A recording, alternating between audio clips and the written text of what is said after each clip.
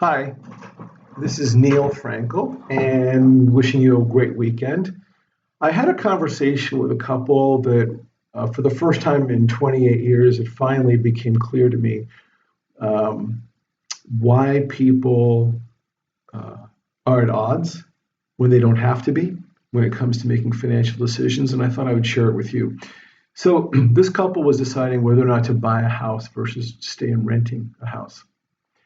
And what what we did was we talked about their financial needs and their emotional needs, and it turned out, as you can see here, both Joe and Jane, obviously made up names, they had the same exactly the same financial needs: security, make sure that there was enough income coming in, and the ability to travel and help families. So they were right, totally aligned. And the difference between them was that Jane had a strong emotional need to know that she had a strong plan, that things were under control, and she had a plan for the future. And Joe was most uh, um, driven by the need of not having a landlord, and he was sort of willing to do whatever it took to not have a landlord. He wanted to buy a place, and Jane didn't was okay with that, but she wanted to make sure that it was within the framework of having a plan for their income and their other financial needs.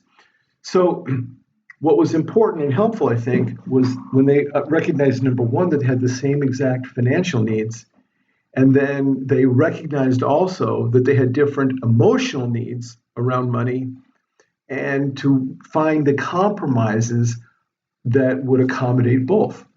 So once we recognized that, or they recognized that Jane's number one priority was having a plan.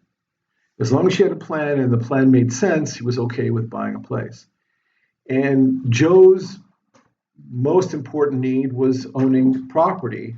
But once he realized that it had to be within the framework of having an overall plan, they were able to find a solution, or at least embark on a solution that made sense. So I guess the takeaway is, if you were struggling with a significant other around finances, um, I think it's a really good idea to identify what the emotional needs are, separate from the financial needs, and acknowledge each other's emotional needs, and then try to accommodate. Simple tip you maybe already know about that, but I thought it was clarifying and I thought it might be helpful to you. Thanks.